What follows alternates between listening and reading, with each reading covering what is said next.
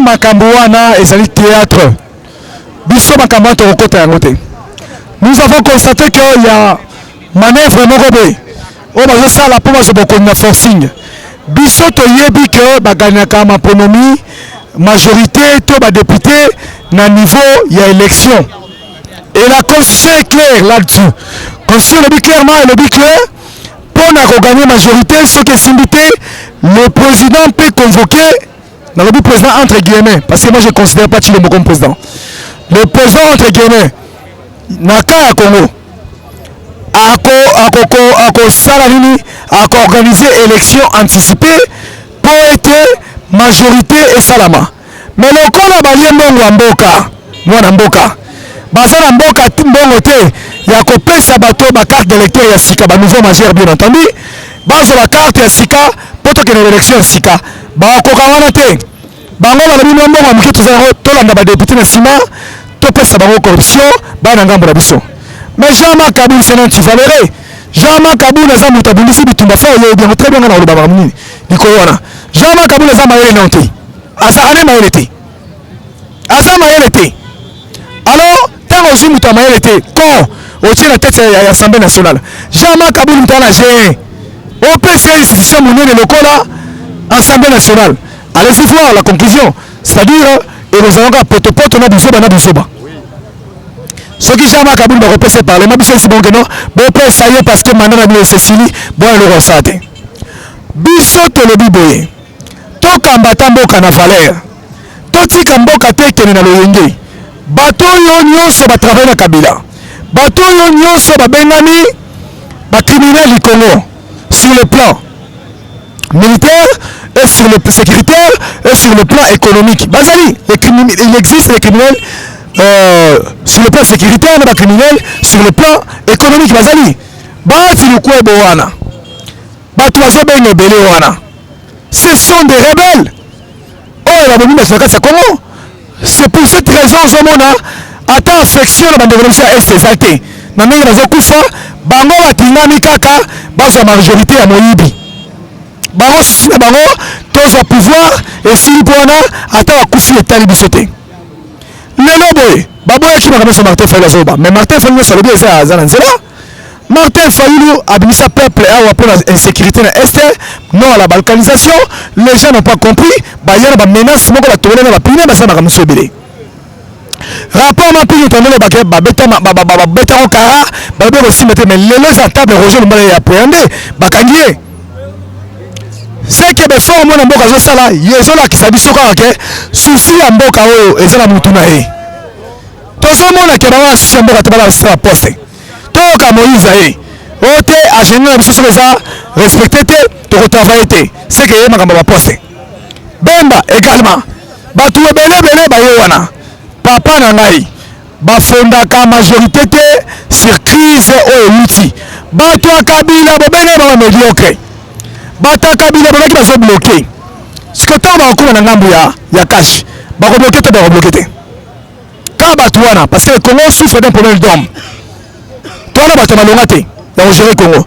Mais bato wana ya kala bango tongoni bango bozongisi bango na kati makambu ba ye wana ba tibu kwebo kutu consort ba gouverneur ya Kasai central colonel Moïka Sanji ba Denis Kambai bato yo ba venturier politique ba papillon politique bozongisi biso na scène. Et vous attendez quoi là-dessus?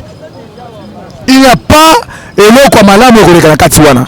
Nous quand même dans notre coin tolobibe na Congolais nyonso za mayele navire ebandi kotambola ebandi kokene tobengi o nyonso za idée malamu à part ba criminel à part ba voleur ba Congolais parce que lorsqu'on veut un changement il faut des hommes nouveaux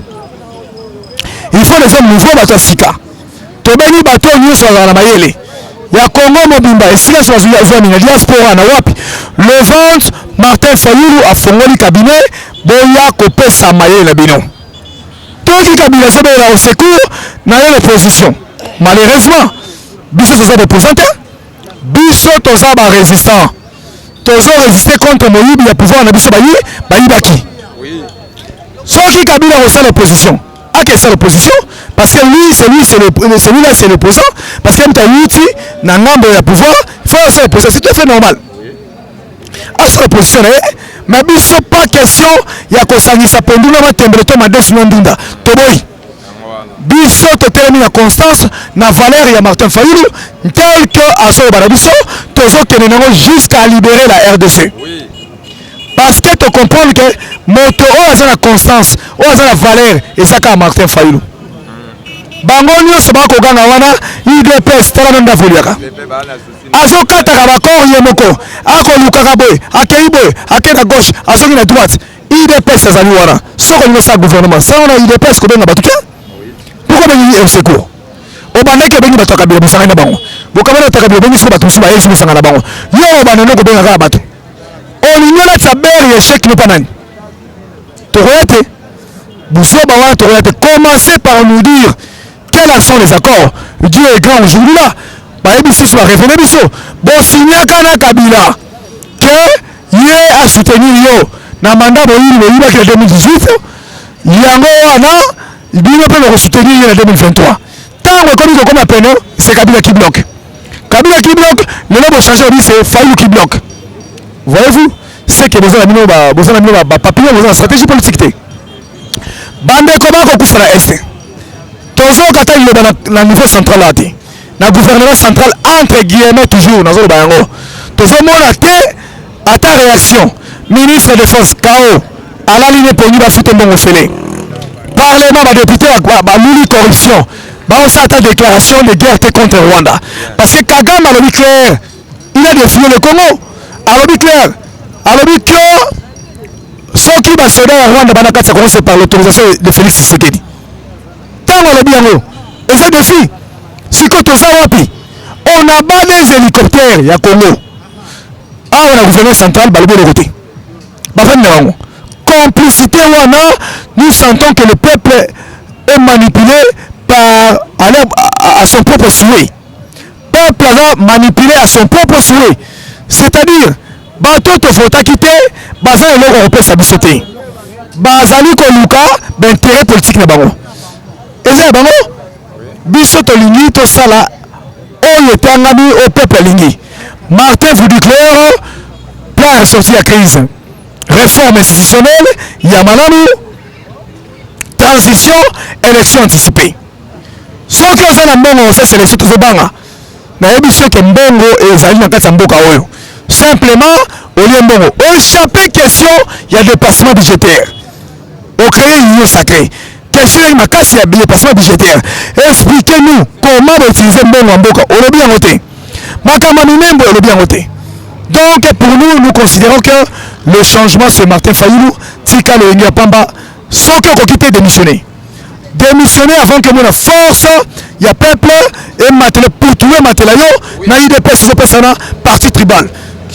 Démissionner, sans que boy, biso to utiliser la moyen au co démissionner. Oui. Merci.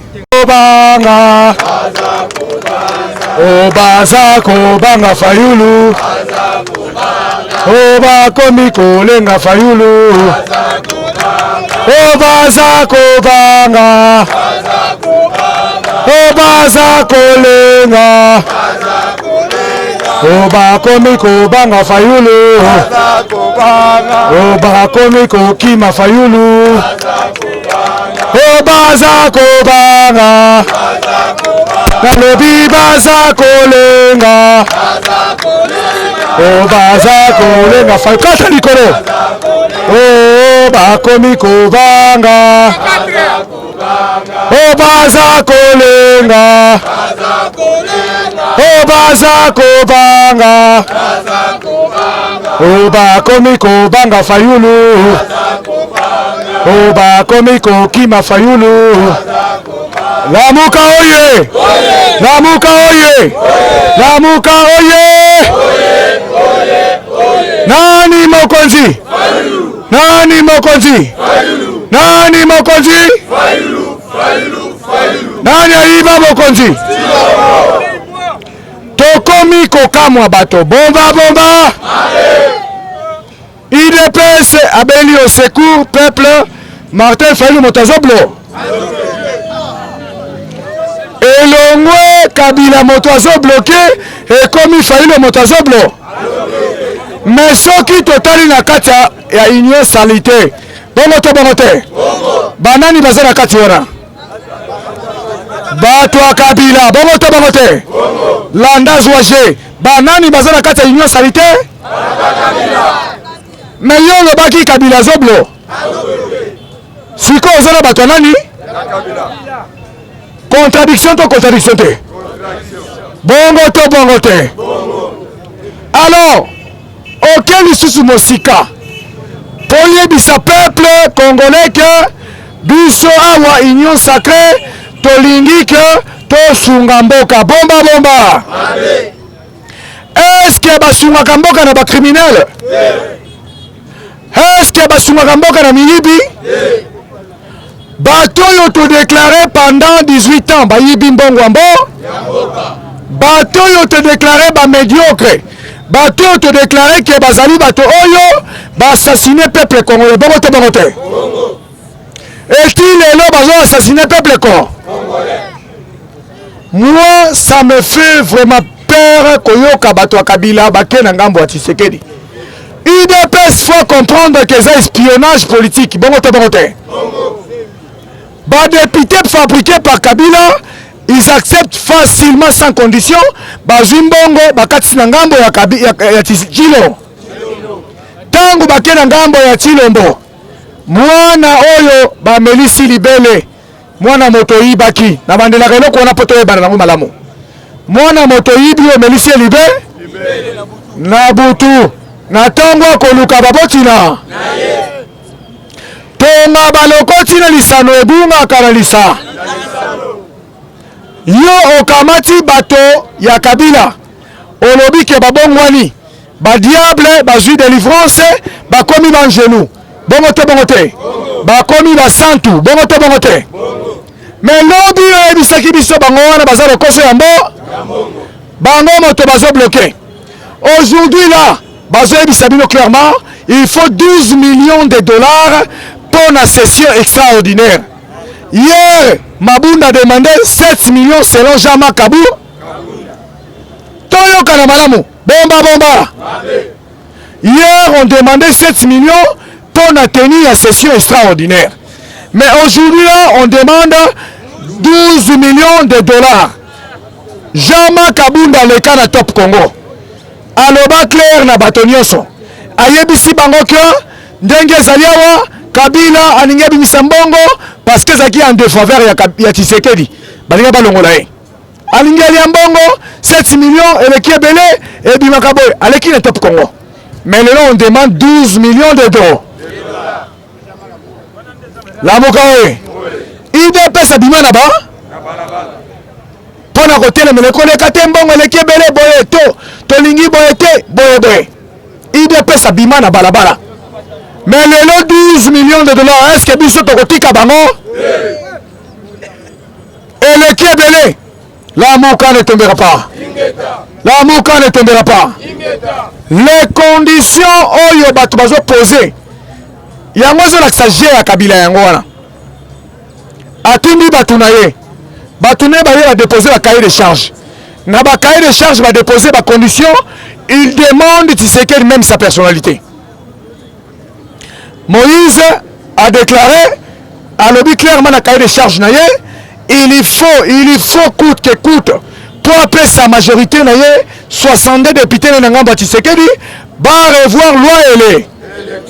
Pendant que Jean-Marc Kabunda l'objet clairement ndenge boye wana il faut soutenir mission en 2020 na panzia wapoto yokana bomba lelo na tongo balobele biso na Top Congo très bien moto wa Kabila lekiwa. Moi, j'aime pas citer les noms. Mais le lobby moto Kabila l'écrit le Top Congo boye très bien. Bon à lobby na kati accord, c'était prévu que Tshilombo a soutenir Bango en 2023. Bango va soutenir l'élection oyo to comme en 2018, tina 2023, Tshilombo fallait qu'il a passé éponge na ngambo ya FCC à soutenir Bango. Au même moment Tshilombo abandaki kasineki sous contrat na Kamere. Na 2023, toko soutenir yo Kamere. Je me demande comment les politiciens congolais sont versatiles. Moto oyo azo respecté ba corté. mais le coso ya mbongo elati ba politiciens congolais bazokende koflater bayiba yembo les corbeaux et les renards. Lamuka oye. Papa le bien malamu. Tout flatteur vit aux dépens de celui qu'il est. Chilombo a bandi sous qu'on trompé na IDPS. Aligné ça la partie politique na ye, azo s'en servir na IDPS. Ba prier. Pourtant moi ça la politique parti politique na union sacrée composé de kabinistes. Abomi IDPS a commis candidat à union ça. Parce qu'il y a que ndenge zali wana soki to komi na moment élection IDPS faut pour un candidat mosu divergence au sein de l'IDPS. Rémi Massamba zolo bango clairement lobi que non, on a comme l'impression que monsieur Chilombo a lingé saboter mémoire ya Etienne Tshisekedi porter à ça la partie politique na. Et Bemba lobby à comprendre à Joaquin Bataille à Martin Fort. Le président Eli Tangoye Nebembe, ya Mobali, ya Mama F. Bazaïba. Akendaki yango pona kolakisa te que tozali ensemble, mais akendaki yango pona kolakisa combat Bazaïba Bounina Martin Fort. Pendant que Bemba était à l'étranger. La Moukawe. La Moukawe. À la kisi bolingo na que non, ndenge to mela bagage ensemble. Ndenge to tambola elongo. Yango anangai bolingo na nga na yeko lakisa ngo pana. Bemba mela gaz te. Na yebiso très bien. Abunda combattre. Moïse abunda combat. Poumon ya Moïse yebi ba gaz à violette te. Martin Fayoulou soldat du terrain. La muka oye. Aboyango. Eloko eko bangi sezanini. Cabinet mwana mboka créé. Bamoni FCC alinga tendre le boko na loboko Martin Rokata yango. Yo chef de l'État. Ozo préparer oza la président ya Union africaine. Mais na discours na yo ozo la kemba keza na 70% essai. Insécurité. 70% essai. Insécurité. Chef de l'État. Na suka nango ozo la bakena 2021 na koza la président ya Union africaine. Est-ce que bongo liboma te? Yami balé ozolo bakoza la président ya Union africaine mais ozolo bakeno mboka eza na crise politique koza la président ya Union africaine eza kosunga Afrique mobi maintenant na kati ya pays na ya muke ozoko kosunga ngo te Afrique mobi ma continent okosunga ngo ndenge la mouka ne tombera pas. Awasali discours le 6 décembre. Okanga minanda. Chef de l'État pour Tambola. Azoki mese. Kabila sali voyage. Ake de province katanga pamba. Oboyi, olobi to Tambola te et sécurité comme namba. Maintenant ceux qui a sali rébellion et kozala ndenge on continue sur la bande ko c'est bien. Olobi toza na sécurité ba rebelle ba koti o kota biso le 18 décembre le lot comme le 8 janvier o bimisali biso ba rebelle ko combien on faut présenter otele mabana mboka faut présenter biso batu oyo kota ki na bandaku pour sécurité ça qui makasi o sali couvre-feu o kangi ba rebelle combien oyo peuple komona que non ya solo couvre-feu ça sala musa la mouka ne tombera pas. Professeur Mbata au président Mbongo avec la télévision alobi le premier ministre to peso 48 heures démissionné mais là on télé 48 heures premier ministre pas alobi maloba alobi ngana kolongwa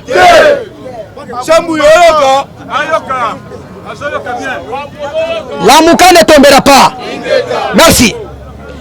Ilunga Tamba alobi ngai na bima ki premier ministre na nomination te c'est parce que tozaki majorité lelo majorité na biso eza en fonction lelo majorité na biso eza en place lokola toza toujours majorité nga na tikali ka premier ministre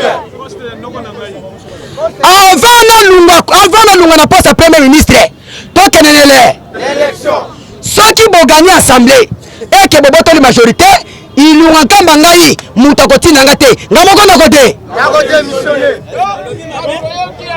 la muka ne tombera pas yami balé yo violé loi nana comprendre des batailles de peste mokonzi bino sali mabe bozo kumbisa ye soki nalobi la muka oye tango bozo kumbisa zo sala mabe soki asali malamu boko kumbisa ye to boko wanga na ye la muka ne tombera pas le chef de l'état aux ont nommé un informateur sans que le premier ministre a démissionné. Et ça, qu'on violette, qu'on violette. On viole la constitution. On viole la mi beko ya mboka na biso lobi boye. Mokonzi ya mboka tango ko viole loi. C'est que ako sala non, c'est que ako sala haute trahison contre la nation. Yami balé, yo tout est chef de l'état. On y a nommé formateur l'ordonnance, on a nommé formateur l'ako. La mouka ne tombera pas. On a violé sur co-violé. Le premier ministre de Nouakamba a beau il démissionné. C'est que le gouvernement de Congo est comme Miba. Oui, nous sommes devant les médias. Quand le premier ministre refuse de démissionner, et que le chef de l'État nomme les formateurs, le pays est divisé. Et comme il découvre, premier ministre attend le gouvernement. Il est formateur pas attend le gouvernement. Si quand il y a premier ministre attend le gouvernement, nini, et formateur attend le gouvernement, nini. La mouka ne tombera pas. Lélo au Kabimboka, au division Mboka des partis. Kabila comme un gouvernement na ye, yo pour comme un gouvernement na. C'est que la Congo va présenter comme Miba. La muka oye. Bako si biso awa, tozi ba vie de chasse. Oko bunda bitumba, to kanga batu nyoso. Lelo na buto lelo, na jugu batu bakufia be. Tolo boto bate. La muka ne tombera pas. Totuniyo ba avion de chasse wana zawa. Parce que tout le monde a quelqu'un qui n'a qu'à ta ville. Ceux qui ba avion de chasse ye, c'est que mboka komi makasi na armée. Boto bote. Ndenge mwana mboka uti koloba. Tozali environné ya 9 pays voisins. C'est que biso na kata Congo tozala na armée ya maka. Pas ba pays voisins wana babanga biso. O lakisi biso ba avion c'est bon.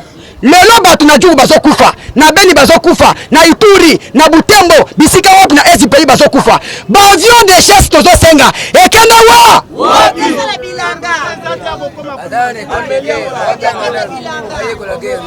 La muka oye! Ba avion de chasse wana akenda ki kosenga ya batu. Et puis chef de l'état na bino zo violé kaka ba loi. Mibeko ya mboka elobi na biso boye. C'est bon. Mibeko ya mboka na biso sala elobi boye. Likambu nyonso eza décision na ya. Chef de l'état asalaka ordonnance. Premier ministre a contre-signé, ministre asali yango arrêté, après okomi validé.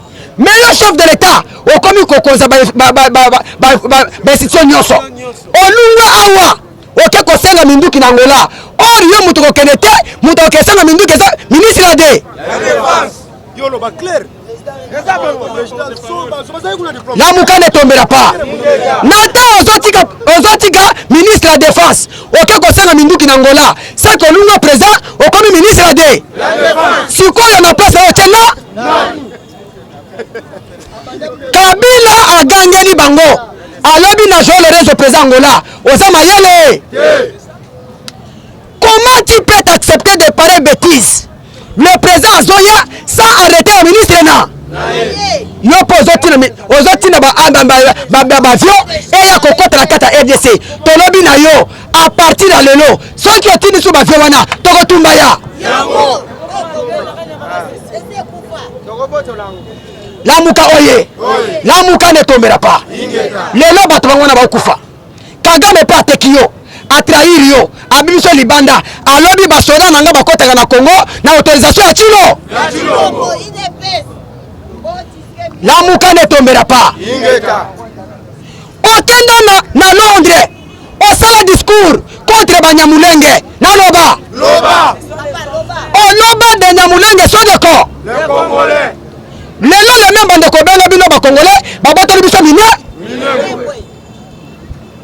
Lamuka ne tombera pas. Omona na wapi Congolais abotelako. Congolais abotelako. Congolais akobotela Congo te parce que zamboka na. Soki mutu aboteli mboka wana seka zamu pa. Mais yo bimi libanda na niveau international. Olobi bapaya baza bandeko na bi.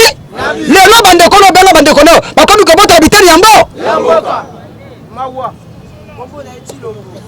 Lamuka ne tombera pas. Lamuka ne tombera pas. Tolobi na yo olingo lingate okosa. Okosamba. Tu es en train de violer la loi intentionnellement. Lamuka oye. Tolunga wana. Lelo bengi batu na yo osala union salité. Mais tomoni les mêmes bato benga na union salité, misusu baboyi kokota na union sa. Salité. Mutu lokola Frank Diongo. Aboyi na koko. Kokota na union salité. Lelo ensemble à Moïse Katumbi. Moindo Nzangi. Alobi na ye bakaye de déchet to mona ngo clarité. To sokoli maboko na union sa. Salité. Union salité. Yami balé ba obligé yo avant le 24 janvier. Faut ça la nouvelle gouvernement. Maintenant yo pour ça la nouvelle gouvernement, faut aussi on a ba chef de regroupement. Minito Kabila bloqué ba chef de regroupement sur le Lubumbashi.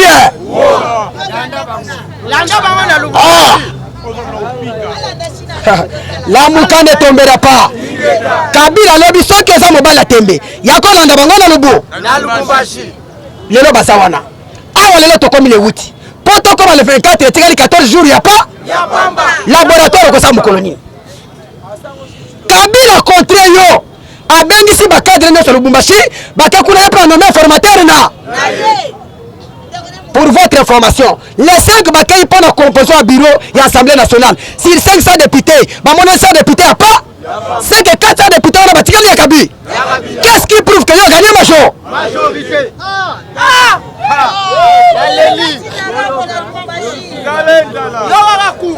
Lamuka ne tombera pas. Naza molaite na linga pesa pe mwana mboka po apanza. Lamuka oye. Mais pona siri sana robi na yo boy. Bana poto bisika bwa kolanda biso. Pasi ekoti na mboka. Bo pesa biso force. Bino bozala kuna, biso to bunda bitu. Bitumba. Soki tolongi tokobenga bino bokoya to sala musa. Musala. Mboka ndeko oya teki mboka. Ndeko oya teki mboka. Lamuka ne tombera pas. Lamuka ne tombera pas. Awa lelo bato pa perdre balobi bazotika coalition bazozonga na opposition. Totuni bango. C'est que ndenge bazonga opposition wana balingi balanda Jean Martin Fa. Fayulu peut comprendre bango. Lokola ya saka négociation na mutute. Tango balobi ke tozo ke opposition lokola fa za kuna, Fayulu changer malo. Maloba. Fayulu le diboyo kana sabino clair. À partir d'aujourd'hui, na sakana na opposant, ngana zakarezi. Na zakarezi. Na déclarer que pouvoir nanga bayiba na i. Oya zana posa ko sala opposition, asa opposition na. Moko pota komo na buzoba. Na kata bobeta maboko bana mboka.